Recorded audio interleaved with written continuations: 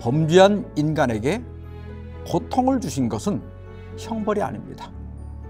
고통은 위험한 행동을 멈추고 피하게 하기 위해서 주신 겁니다.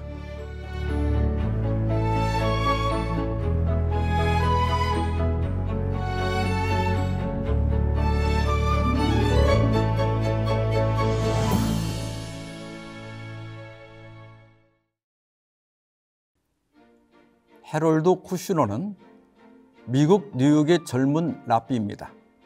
그는 천성적으로 선하고 경건하고 모험적인 사람이었습니다. 28살에 아론이라는 아들을 낳았는데 3살 때 선천성 조로증이란 진단을 받게 됩니다.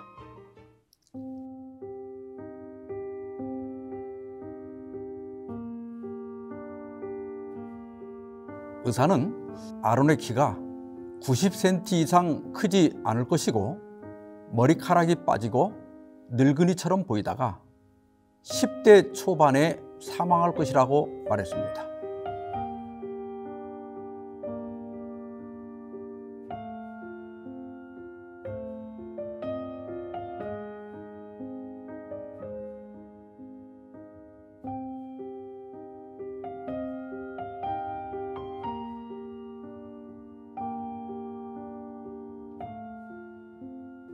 의사의 말대로 아론은 14살에 사망했습니다. 그리고 4년이 지난 1981년에 쿠슈너는 선한 사람에게 나쁜 일이 생길 때라고 하는 책을 출판했습니다. 그는 이 책에서 불행이 일으키는 문제를 이렇게 지적했습니다. 선한 백성들에게 불행이 닥친다는 것은 고난을 당하는 당사자와 그들의 가족들에게만 국한되는 문제가 아니다. 그것은 이 세상이 공정하고 살기 좋은 세상이라고 믿기 원하는 모든 사람들의 문제이기도 하다. 그 불행은 어쩔 수 없이 하나님의 선하심과 자비하심, 심지어는 그분의 존재에 대해서까지 의심을 불러일으키기 때문이다. 왜 불행이 닥치는가? 여기에 대해 다양한 의견들이 있습니다.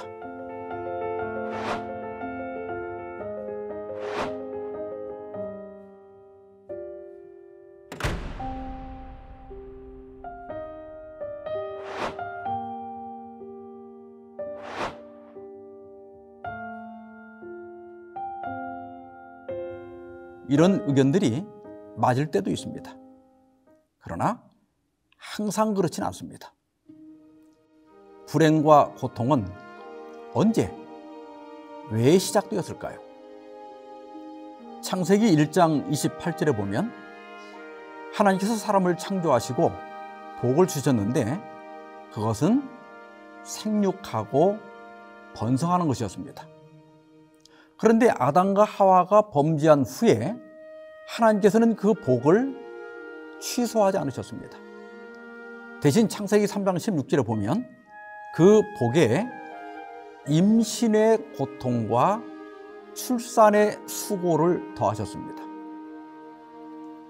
그렇다면 고통에는 어떤 목적이 있음이 틀림없습니다. 필립 얀시는 이렇게 말했습니다. 나는 고통이 악평을 받고 있다고 확신한다. 아마도 우리는 고통에 돌려지는 동상들, 찬송가들, 그리고 시들을 볼 수 있어야 할 것이다. 내가 왜 이렇게 생각하는가? 그것은 현미경 아래 가까이 들여다 보이는 고통망은 완전히 다른 양상을 나타내고 있기 때문이다. 그것은 아마 창조의 천재가 만든 걸작일 것이다. 고통을 뭐라고 했습니까? 창조의 천재가 만든 걸작이다. 무슨 뜻일까요?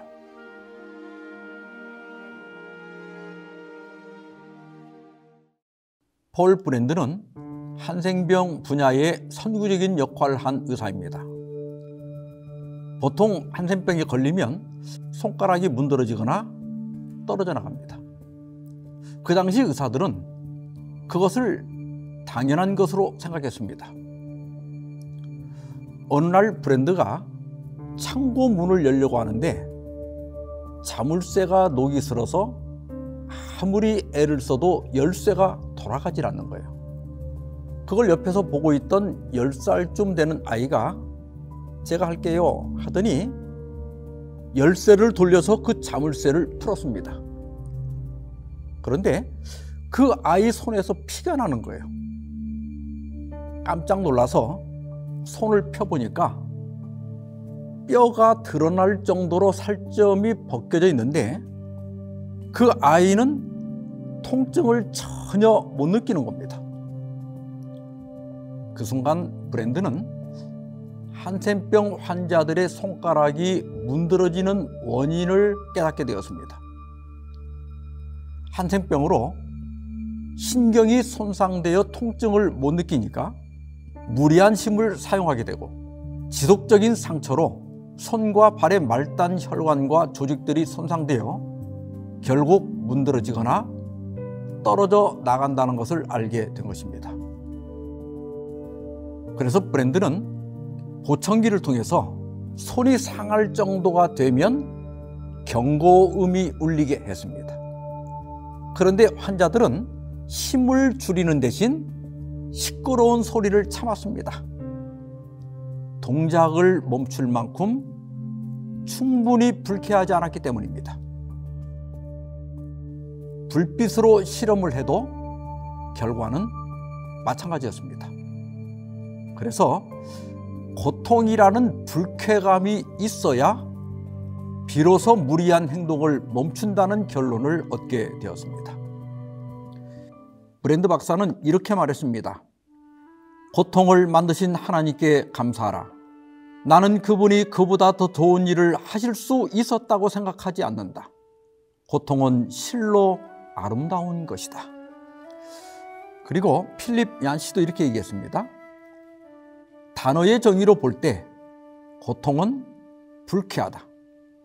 우리의 손가락을 화로에서 멀리하도록 만들 만큼 충분히 불쾌하다. 그러나 바로 그 특성이 우리를 파멸로부터 구한다. 범죄한 인간에게 고통을 주신 것은 형벌이 아닙니다. 고통은 위험한 행동을 멈추고 피하게 하기 위해서 주신 겁니다. 그래서 필립 얀시가 말한 대로 고통은 하나님의 선물이지만 아무도 원하지 않는 선물입니다.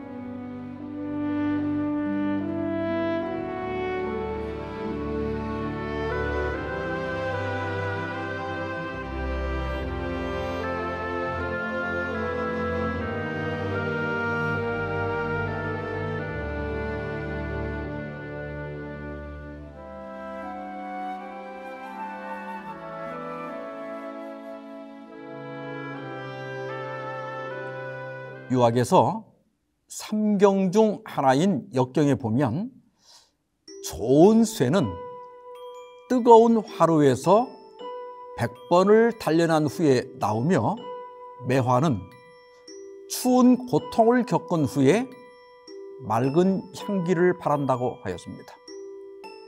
그러면 우리가 불행과 고통을 어떻게 대해야 할까요? 매는 아예 착심하고 맞으면 덜 아픕니다. 이것을 고통의 역치를 높인다고 합니다. 필립 얀시가 제안한 고통의 역치를 높이는 방법들을 살펴보겠습니다. 첫째, 나보다 더 큰 고통을 겪고 있는 사람들을 생각하라. 데일 카네기는 나는 신발이 없음을 한탄했는데 길에서 발이 없는 사람을 만났다 그랬습니다. 발 없는 사람을 만나니 신발은 없지만 발이 있는 게 얼마나 다행인가, 그런 생각이 드는 겁니다. 둘째, 나의 고통을 공감하고 위로해 줄 사람에게 말하라. 옛말에 기쁨을 나누면 배가 되고 슬픔을 나누면 반이 된다는 말이 있습니다. 혼자 힘들어하지 마시고 믿을 만한 사람을 만나 털어놓고 위로를 받으면 고통이 훨씬 가벼워질 겁니다. 셋째, 치유가 모든 사람을 위한 길은 아니라는 사실을 받아들이라. 히브리 11장에 보면 어떤 사람은 믿음으로 사자의 입을 막고 맹렬한 불을 끄기도 하고 칼날을 피하기도 합니다.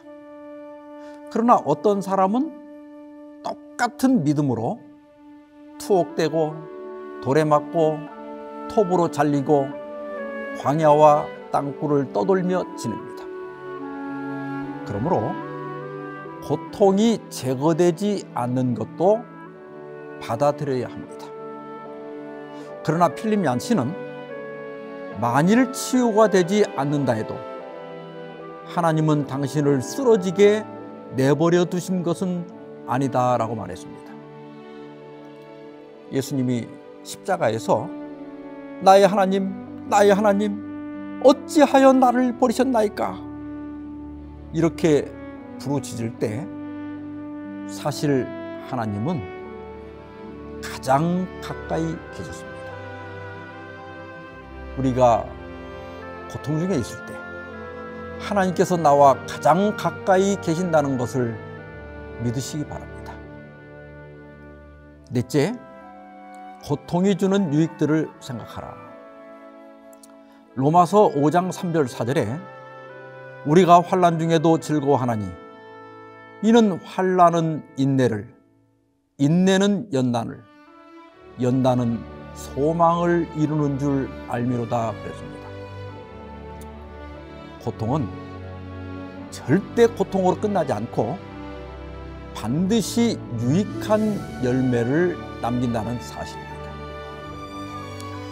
다섯째, 나보다 불행한 사람들을 도우라. 데일 카네기는 이렇게 말했습니다.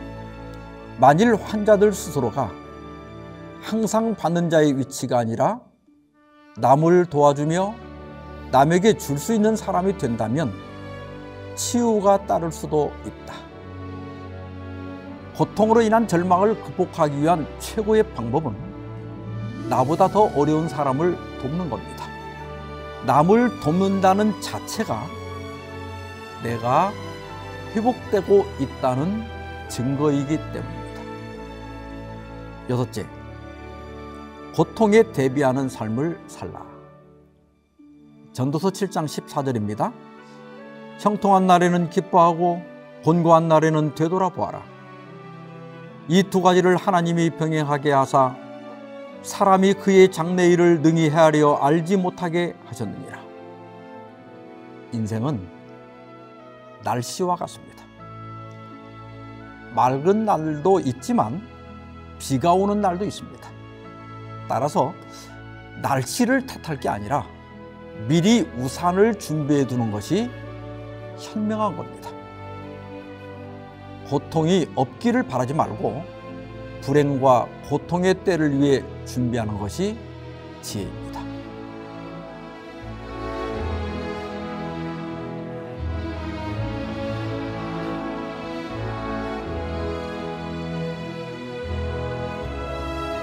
고통의 가치는 고통 자체에 있는 것이 아닙니다.